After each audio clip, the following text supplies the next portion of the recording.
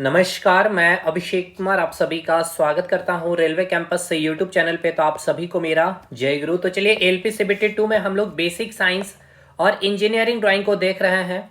तो 2 दिन आपको क्लास नहीं मिल पाई तो उसकी भरपाई सैटरडे और संडे में मैं कर दूंगा एक्स्ट्रा क्लासेस लगा करके।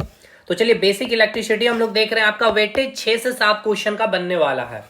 और आज के क्लास में यानी कि पार्ट 5 तक हम लोगों ने जो भी चीजों को पढ़ा है, पार्ट 1 से लेके पार्ट 5 तक कंप्लीट रिवीजन, क्योंकि सबसे इंपॉर्टेंट है आपकी रिवीजन। और आपने जितने भी कंसेप्ट को सीखा है वो पूरे कंसेप्ट को मैं बिल्कुल फास्ट वे में रिवीजन कराऊंगा।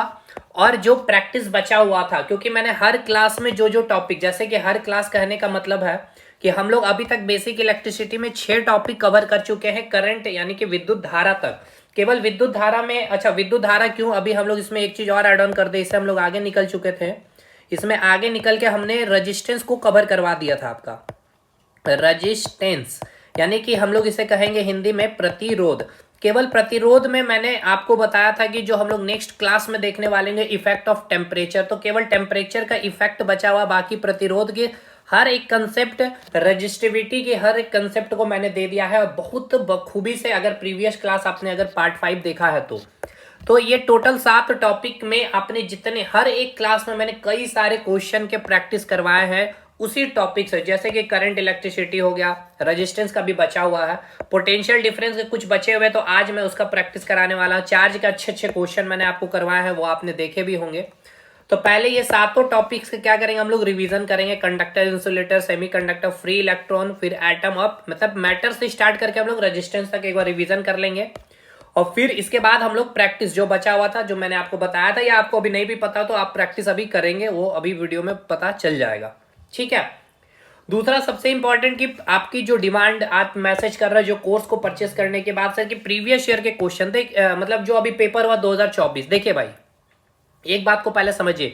2024 का जो पेपर हुआ था, 2018 से और 2019 से अगर आप कंपैरिजन करते हैं तो बहुत ही बेसिक स्टैंडर्ड का, कहने का मतलब ये बेसिक कि अगर आप एसएससी की तैयारी करते हैं, मैंने नहीं कहा रेलवे, देखिए ये बहुत मैं क्लियर कट ईमानदारी पूर्वक आपको बातें बतला रहा हूं।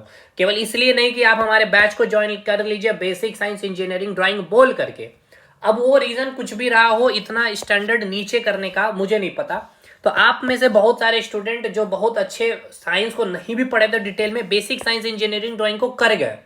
न्यूमेरिकल का मतलब कि स्टैंडर्ड इतना लो ग्रेड का रखा गया, लेकिन वही 2018 और 2019 का पेपर जब आप देखेंगे, चाहे अभी आप जो बेसिक इलेक्ट्रिसिटी पढ़ रहे हैं, और कुछ स्टूडेंट जैसे मतलब कि बैच परचेस करने से पहले इनका डिमांड है यूनिट्स एंड मेजरमेंट, या फिर कह लीजिए डायमेंशन भी उसमें ऐड करके, कि उसमें जो न्यू पैटर्न के क्वेश्चन आए, भाई देखिए न्यू पैटर्न के क्वेश्चन उसमें आपको मैं भी आपको दिखाता, यूनिट्स एंड मेजरमेंट की जो मैंने क्लास डाली है एप्लीकेशन पे, और कुछ तो यूट्यूब पर भी डाली है। देखिए जो यूनिट्स एंड मेजरमेंट को मैंने आपको स्टार्ट किया था, यहाँ से आ जाइए भाई, यहाँ से बिल्कुल हमने चीज़ों को एकदम काफ़ी डिटेल में मैंने यूनिट्स एंड मेजरमेंट को कराया था। ठीक है ना। देखिए यहाँ से अगर आपने एक एक चीज़ को एकदम बेसिक से मैंने बताया था कि मीटर को सेंटीमीटर भी कन्वर्ट करने आपको सिखलाया था, मिलीमीटर को मीटर में, तो ये सारी चीज़ों को मैंने आपको कराया था। इसके बाद मैं और आपको दिखा दूँ, देखिए ये सब बेसिक चीज़ें अगर आपने ये सब क्लासेस अगर किए होंगे ना, उसके बाद यहाँ से मैंने देखिए स्टैंडर्ड को बढ़ाया धीरे धीरे करके। यहाँ से मैंने चीज़ों को फिर थोड़ा डेप्थ में लेके जाना गया। फिर एफपीएस पद्धति, सीजीएस पद्धति, एमकेएस पद्धति, अगर आपने सारे इसको पूरे अच्छे से किए हैं, मैंने कुछ भी नहीं छोड़ा था, आप देख सकते हैं कुछ भी नहीं। मतलब 2024 का जो पेपर था जो मैंने कराया बहुत ऊपर लेवल पे, यानी कि 2018 को देखते हुए 2019 को देखते हुए, तो 2018-19 का हर एक क्वेश्चन आपसे बन रहा है प्रीवियस ईयर का। केवल अभी जो इस बार पूछा गया था सिग्निफिकेंट वाला या एरर का कह लीजिए, तो एरर का मैंने आपको एग्जांपल एक मतलब यूट्यूब पे छोटी वीडियो बना के डाली थी उस समय, तो आप अगर सर्च करेंगे तो ही मिल जाएगा, या मैं अभी इसको फिर से एप्लीकेशन में भी डाल दूंगा यूनिट्स एंड मेजरमेंट में अपडेट करके। जो लेटेस्ट क्वेश्चन आया उसके पूरे लेटेस्ट क्वेश्चन जो आपको लगता है कि डिफिकल्ट है या नहीं बताएगा, वो सारी चीजें मैं आपको दिखाऊंगा विद प्रूफ की।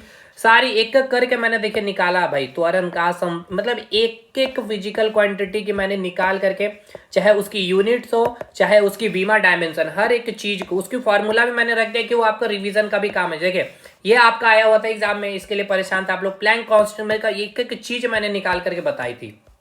ये आपका एग्जाम में पूछ लिया गया था, एंगुलर स्पीड यहाँ से देखिए मैंने एंगुलर स्पीड के यूनिट्स भी बताए थे, डायमेंशन भी बताए थे, नोट्स के साथ अपलोडेड है आपका कंटेंट। तो मैंने देखिए कितने सारे आपको करवाए हैं, मतलब कि देख सकते हैं।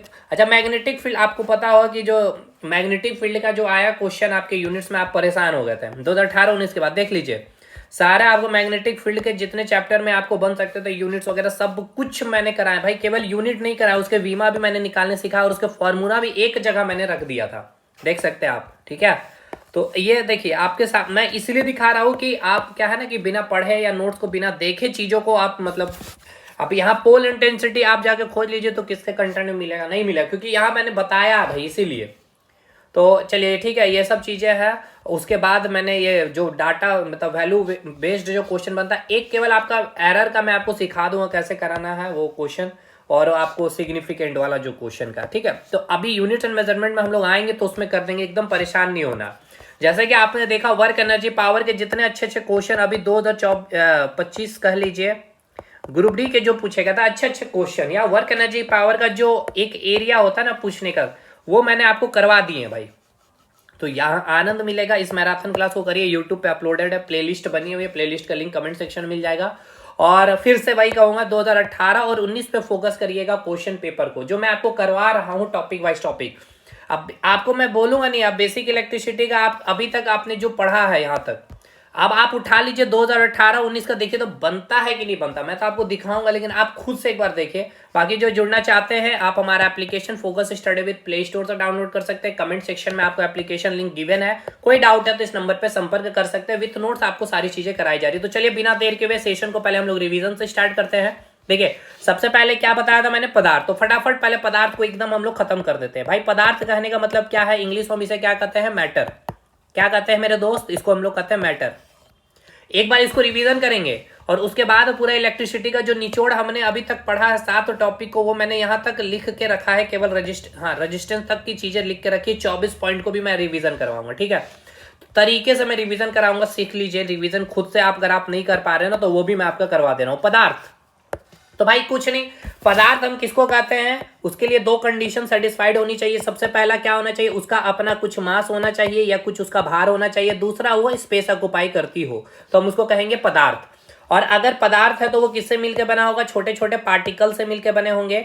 यानी कि हम उसे क्या कहेंगे, छोटे छोटे पार्टिकल्स को, यानी कि छोटे छोटे कणों से मिलकर के बने होंगे, यानी हम इसे नाम कहते हैं पार्टिकल्स।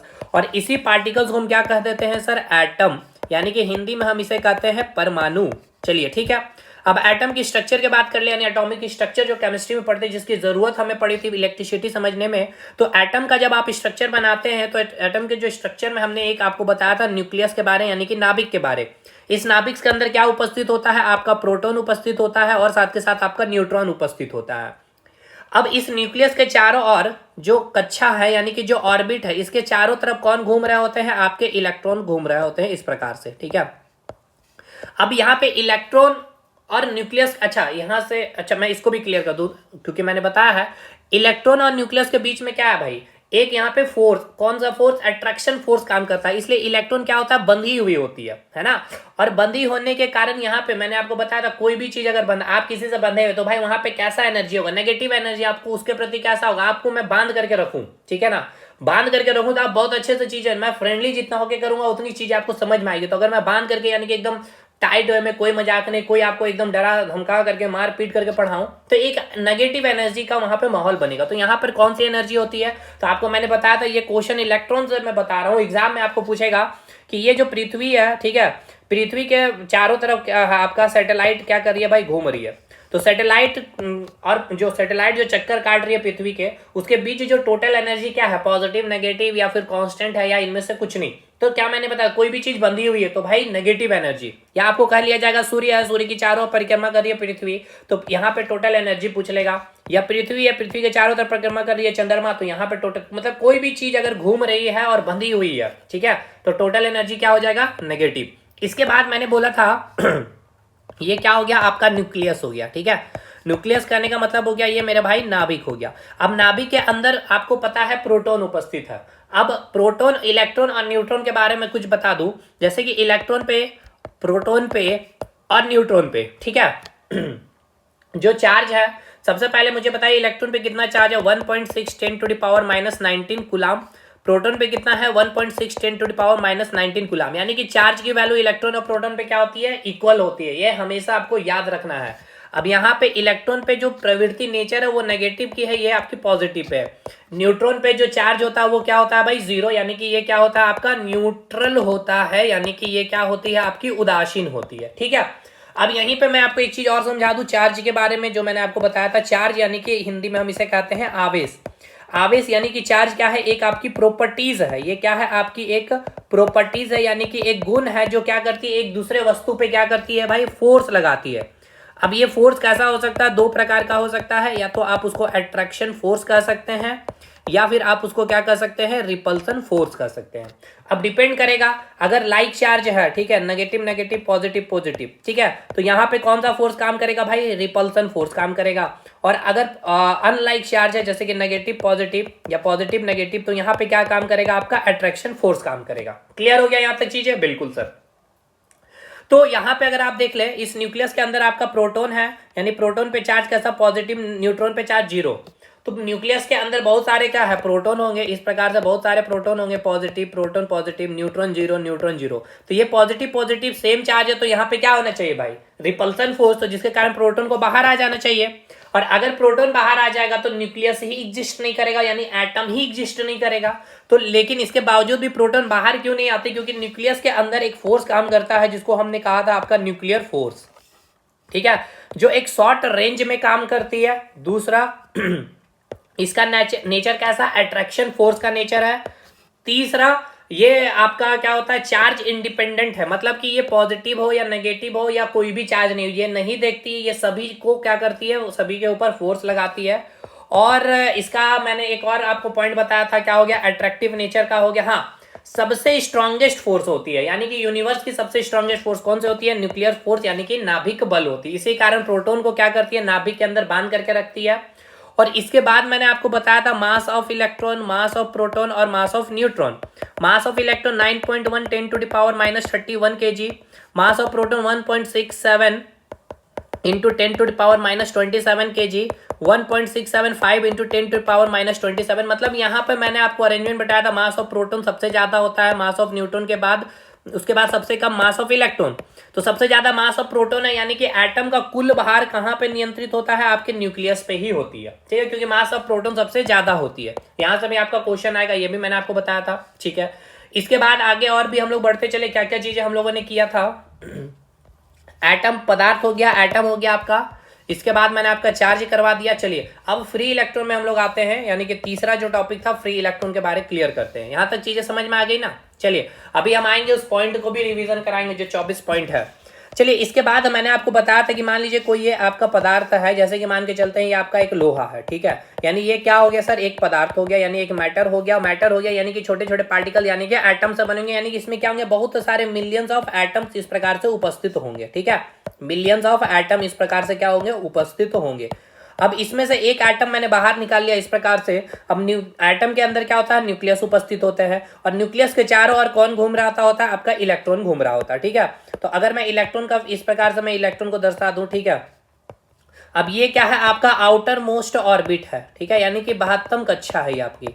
अब मैंने बताया था कि अगर बाहर से कोई भी एनर्जी अगर बाहरी कक्षा में उपस्थित जो इलेक्ट्रॉन उसको मिल जाती है, तो ये इलेक्ट्रॉन क्या हो जाता है, फ्री हो जाता है। यानी कि फ्री हो जाने का मतलब इसे ही हम क्या कहते हैं, फ्री इलेक्ट्रॉन का नाम देते हैं। तो इस एटम से एक बाहर निकल गया तो फ्री इलेक्ट्रॉन, इससे आया तो फ्री इलेक्ट्रॉन, उसी प्रकार इससे एक फ्री इलेक्ट्रॉन, इससे फ्री इलेक्ट्रॉन, यानी कि ये जो आपका लोहा है, ठीक है, इसमें क्या है, मिलियंस ऑफ एटम है, तो उसी प्रकार मिलियंस ऑफ क्या हो जाएंगे, फ्री इलेक्ट्रॉन हो जाएंगे। अब ये फ्री इलेक्ट्रॉन है, जैसे कि मैं यही लोहा का मैं केवल फ्री इलेक्ट्रॉन को दर्शाऊं, तो इस प्रकार से क्या है, नंबर ऑफ फ्री इलेक्ट्रॉन है, बहुत सारे फ्री इलेक्ट्रॉन में यहाँ पे उपस्थित है क्या, मुक्त इलेक्ट्रॉन। अब ये फ्री इलेक्ट्रॉन इधर मूव कर रही है, तो ये इधर, कोई ऊपर जा रहा है तो कोई दाएं, कोई बाएं, कोई नीचे, कोई ऊपर, इस प्रकार से। यानी कि क्या है, ये फ्री इलेक्ट्रॉन एक रैंडम मोशन में मूवमेंट कर रही है। अब ये रैंडम मोशन में मूव कर रही है, इसीलिए ये फ्री इलेक्ट्रॉन को एक फिक्स डायरेक्शन देने के लिए ये एक फिक्स डायरेक्शन में मूव करे, यानी कि ये जो सारे के सारे इलेक्ट्रॉन है, ठीक है, एक फिक्स डायरेक्शन में मूव करे, यानी कि ये सारे के सारे इस डायरेक्शन मूव करे, यानी कि ये भी इधर जाए, ये भी इधर जाए, ये भी इधर जाए, यानी एक फिक्स्ड डायरेक्शन में मूव करे। ठीक है, या फिर ऐसा भी हो सकता है, आप इसको एक डायरेक्शन और भी दे सकते हैं, इस डायरेक्शन में आप मूव करा दें, ये सारे इधर मूव करने लगे इस प्रकार से, ठीक है। या फिर आप कहेंगे सर ऐसा भी हो सकता है हम उसको ऊपर से नीचे मूव कर, बिल्कुल, मतलब कि सारे इलेक्ट्रॉन एक फिक्स्ड डायरेक्शन में मूव करने, हो सके ये सारे सारे नीचे से ऊपर इस प्रकार से मूव करने लगे, ठीक है। ये सारे इलेक्ट्रॉन ऊपर से नीचे, मतलब एक फिक्स डायरेक्शन में सारे इलेक्ट्रॉन क्या करने, मूव करने लगे। तो इसके लिए क्या करना पड़ता है, हमें बैटरी लगाने पड़ती है, ठीक है। क्या करेंगे भाई, हम लोग बैटरी लगाते हैं। ये हो गया आपका बैटरी, लेकिन ये सर्किट कंप्लीट नहीं, क्योंकि मैंने कहा था इसके साथ एक स्विच भी लगाना है आपको, तब जाके ये मिनिमम रिक्वायरमेंट है एक आपको सर्किट, इलेक्ट्रिक सर्किट पूरा करने के लिए। अब होगा क्या, ये आपका जो बड़ा प्लेट देख रहा है इसको आप कहते हैं पॉजिटिव, यानी कि हायर पोटेंशियल, ये हो गया आपका, ये आपका छोटी प्लेट है यानी नेगेटिव प्लेट, यानी कि ये हो गया आपका लोअर पोटेंशियल। अब ये पॉजिटिव प्लेट से ये पॉइंट कनेक्ट है तो यहाँ पे पॉजिटिव आ गया, यानी हायर पोटेंशियल हो गया। ये आपका नेगेटिव प्लेट से कनेक्टेड है तो ये आपका लोअर पोटेंशियल आ गया। क्लियर है भाई, ठीक है। अब यहां से क्या होगा, ये सारे इलेक्ट्रॉन अब एक फिक्स डायरेक्शन में मूव करने लगेगी, क्योंकि अब इस इलेक्ट्रॉन के ऊपर एक फोर्स लगने लग गया, ठीक है। यानी कि अब वो फोर्स कौन लगाता है, याद करिए मैंने 3 व्यक्ति का फिगर बनाया था, एक आपका बैटरी सॉरी वोल्टेज होगा, एक करंट होगा और एक रेजिस्टेंस। खैर उस पर अभी हम लोग आएंगे। तो उससे पहले मैं आपको बता दूं, जो इलेक्ट्रॉन है या फिर आपका जो नेगेटिव चार्ज है, ठीक है, जो नेगेटिव चार्जेस का मैंने डायरेक्शन, अभी ये देखिए, अगर आपको नहीं समझ में आ रहा है तो पार्ट 1 से लेके पार्ट 5 तक की वीडियो देखिए। मैंने यहाँ बहुत डिटेल, मतलब 5 घंटे की क्लासेस ली है और मैं अभी 20-25 मिनट में आपका रिवीजन करा रहा हूँ। देखिए ये तरीका है रिवीजन करने का ही। यहाँ तो मैं इतनी चीजें बोल रहा हूँ, आप जब रिवीजन करेंगे 10 मिनट में आपको काम खत्म हो जाएगा। 5 लेक्चर 5 घंटे की चीजें।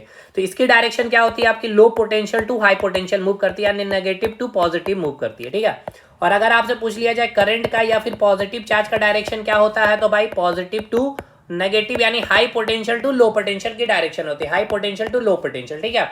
तो चलिए, अगर मैं इलेक्ट्रॉन का डायरेक्शन यहाँ दिखाऊं तो इलेक्ट्रॉन का डायरेक्शन इस डायरेक्शन में, यानी कि low potential to high potential की ओर फ्लो करेगी इलेक्ट्रॉन, और just opposite direction of electron के क्या फ्लो करता है, आपका करंट, यानी कि इलेक्ट्रिसिटी। इलेक्ट्रिसिटी का भी डायरेक्शन क्लियर हो गया, ठीक है सर। चलिए यहां तक चीजें क्लियर हो गई, यानी अब आप, अच्छा अब आ जाइए। अब जैसे ही यहाँ पर आपका क्या हुआ, ये इलेक्ट्रॉन आपका एक फिक्स डायरेक्शन में मूव करने लगा, सारे के सारे electron low potential to high potential इस डायरेक्शन में मूव करने लगे, तो क्या उत्पन्न हो गया भाई, करंट इंड्यूस्ड हो चुका है। चलिए, यानी अब आपका पदार्थ complete, atom complete, free electron complete हो गया, ठीक है। अब आ जाइए कंडक्टर इंसुलेटर को भी समझ लेते हैं। देखिए 3 टाइप की चीजें होती है, एक होता है आपका कंडक्टर, एक हो गया आपका कंडक्टर, ठीक है, जिसको आप चालक कहते हैं, और एक हो गया आपका सेमी कंडक्टर, ठीक है, एक हो गया आपका सेमी कंडक्टर, यानी कि आप इसको अर्धचालक कहते हैं, और एक हो गया आपका इंसुलेटर, ठीक है, एक हो गया आपका इंसुलेटर, यानी क्या हो गया मेरे दोस्त, कुचालक, ठीक है, कुचालक। अब ध्यान से देखिएगा इसको, अच्छे से ध्यान से देखना है आपको, क्या कि कंडक्टर किसको बोलते हैं हम लोग, कंडक्टर हम उसको कहते हैं जिसमें फ्री इलेक्ट्रॉन की संख्या क्या होती है, बहुत अधिक होती है। बहुत अधिक होगी तो भाई करंट भी अच्छे से खासा से यहाँ फ्री इलेक्ट्रॉन, क्योंकि करंट क्या है, फिक्स्ड डायरेक्शन में जब फ्री इलेक्ट्रॉन क्या करने लगती है, मूव करने लगती है, तो क्या होता है भाई, वहां पे करंट इंड्यूस हो जाता है। और फ्री इलेक्ट्रॉन तब मूव करेगी जब वहां पे पोटेंशियल डिफरेंस होगा, यानी हाई पोटेंशियल लो पोटेंशियल होगा। ऐसा नहीं कि ये +5 वोल्ट है तो ये भी आपका +5 वोल्ट में होगा, क्योंकि यहाँ पे तो भाई पोटेंशियल डिफरेंस ही नहीं हुआ। हाई पोटेंशियल लो पोटेंशियल किसको बोलेंगे, मान के चलिए ये 5 वोल्ट है, तो सिंपल सी बात हमें अंडरस्टूड है ये कि 5 वोल्ट से ये कम होगा, -5 वोल्ट हो सकता है, मतलब इसमें लो पोटेंशियल है, यानी 5 वोल्ट से कम ही होगा, ठीक है, यानी पोटेंशियल डिफरेंस होना चाहिए। अब ये सब क्लास की चीजें हैं जो मैंने आपको समझाया था। अब देखिए फ्री इलेक्ट्रॉन जितना अधिक होगा करंट उतना अच्छा से यहाँ पे फ्लो करेगा, यानी कि करंट सबसे अधिक फ्लो करेगा, करंट सबसे अधिक फ्लो करेगा। अब इसका एग्जांपल मैंने बताया था, जैसे कि आपका क्या हो गया, सिल्वर हो गया, कॉपर हो गया, एल्यूमिनियम हो गया, ह्यूमन बींग्स हो गया, आपका जो नॉर्मल वाटर है, क्योंकि ये आराम से क्या हो जाता है, आयंस में टूट जाता है, H+OH-, पॉजिटिव नेगेटिव चार्ज आ गया तो यहाँ पे करंट इंड्यूस हो जाएगा। सेमीकंडक्टर मैंने बताया यहाँ पे फ्री इलेक्ट्रॉन तो होते हैं लेकिन कम होते हैं, इसलिए करंट इसमें कम फ्लो करता है, जैसे कि सिलिकॉन हो गया, जर्मेनियम हो गया।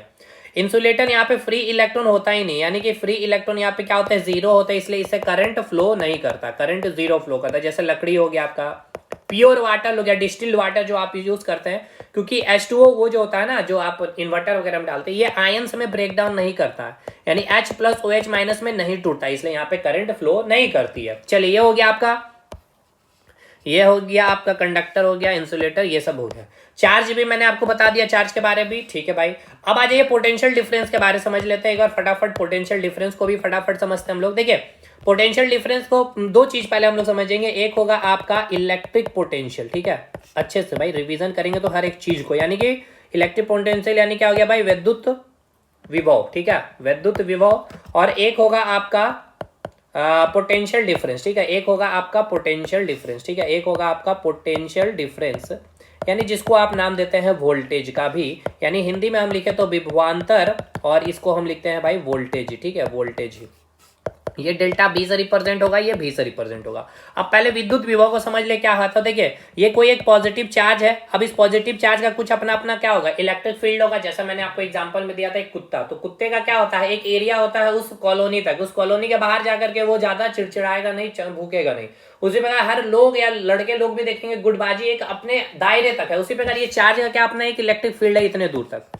इसका मतलब ये है कि अगर इस इलेक्ट्रिक फील्ड के अंदर अगर कोई भी पॉजिटिव चार्ज आ जाए, तो यहाँ पे पॉजिटिव है, ये भी पॉजिटिव है, तो यहाँ पे क्या होगा, रिपल्सन फोर्स काम करेगा, इसको इधर धक्का दे देगा। या अगर कोई नेगेटिव चार्ज आए तो उसको क्या कर लेगा, अट्रैक्ट कर लेगा, ठीक है, ठीक है। तो इट मीन्स यहाँ पर हमें यह समझ में आ गया कि अगर पॉजिटिव चार्ज मुझे इस इलेक्ट्रिक फील्ड के अंदर लाना है तो हम नहीं ला पाएंगे, क्योंकि यहाँ रिपल्सन फोर्स काम कर रहा है। तो चलिए मुझे अगर लाना है तो मैंने आपको बताया था इस प्रकार से कि ये धरती है, धरती पर रखा कोई एक वस्तु है, इसको क्या कर रहा है, पृथ्वी अपनी ओर खींच रहा है गुरुत्व बल से। लेकिन इसके बावजूद भी आप इस वस्तु को इस रैक के ऊपर उठा के रख देते हैं, क्यों, क्योंकि यहाँ पे आप अगेंस्ट दी ग्रेविटी क्या करते हैं, कार्य करते हैं, यानी क्या करते हैं, वर्क करते हैं। कितना करते हैं वो मैंने आपको बताया, mgh। कैसे आता है, वर्क का फॉर्मूला था force into displacement cos theta. कितना फोर्स लगा रहे हैं, जितना इस वस्तु का भार होगा, कितना mg, कितना हाइट तक लेकर गए हैं, मैं मान के चलता हूं h हाइट तक आपने ले गए। कॉस थीटा यानी कि थीटा फोर्स और डिस्प्लेसमेंट का, तो फोर्स आप ऊपर लगा रहे हैं, डिस्प्लेसमेंट भी ऊपर हो रहा है, तो थीटा का वैल्यू क्या आएगा, 0 डिग्री। तो कॉस 0 का वैल्यू 1 हो गया, यानी कि वर्क कितना क्या, mgh। यानी आपने कुछ एक्सटर्नल वर्क किया है अगेंस्ट दी ग्रेविटी, यानी गुरुत्व बल के जो डायरेक्शन है, जो दिशा, उसके अपोजिट में आपने कुछ कार्य किया है, तब जाकर के ये वस्तु ऊपर आया। उसी प्रकार इस इलेक्ट्रिक फील्ड के अंदर अगर मुझे कोई पॉजिटिव चार्ज लाना है तो मुझे क्या करना पड़ेगा, कुछ एक्सटर्नल वर्क करना पड़ेगा। तो देखिए अब मैं क्या कर रहा हूं, एक इन्फिनिटी पॉइंट से, ठीक है, ये कोई एक पॉइंट है जो इन्फिनिटी में है, मान के चलिए पॉइंट ए है ये आपका, तो यहाँ पे वोल्टेज होगा भी ए, और ये मैं पॉइंट बी पे ले आया हूं इस चार्ज को पॉइंट बी पे, तो यहाँ पे भी क्या होगा, वोल्टेज भी बी होगा, ठीक है। अब इन्फिनिटी का कुछ पता नहीं, यहाँ पे वोल्टेज क्या होगा, 0। अब इस पॉजिटिव चार्ज को, यहाँ पे पॉजिटिव चार्ज को मैं यहाँ से यहाँ लेकर के आ गया, तो मुझे कोई दिक्कत नहीं है भाई, यहाँ भी लेकर आया हूँ कोई दिक्कत नहीं, यहाँ भी लाया मुझे कोई दिक्कत नहीं, यहाँ भी लाया मुझे कोई दिक्कत नहीं। लेकिन जैसे इसके अंदर लाना चाह रहा हूँ तो ये नहीं आ रहा, इसके लिए मुझे क्या करना पड़ रहा है, इसके अंदर लाने के लिए मुझे एक्सटर्नल वर्क करना पड़ रहा, ठीक है।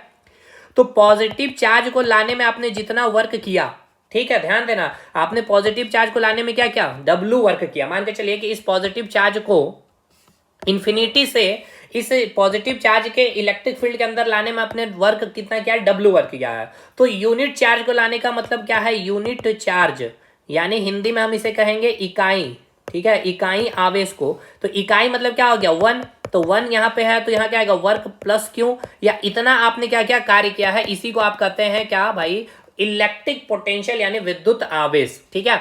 यानी यहाँ पे मेन इंपॉर्टेंट चीज ये है कि पॉजिटिव चार्ज को आप कहां से ला रहे हैं, इन्फिनिटी से ला रहे हैं। लेकिन अब ये एक इलेक्ट्रिक फील्ड है, पॉइंट ए पे आपका पॉजिटिव चार्ज है, इसका इलेक्ट्रिक फील्ड यहां तक है। अब पॉइंट बी से, ठीक है ना, यहां से मान के चलिए कि यहां पर कोई पॉजिटिव चार्ज है आपका, इसी इलेक्ट्रिक फील्ड के अंदर एक प्लस चार्ज है आपका, ठीक है, प्लस चार्ज है।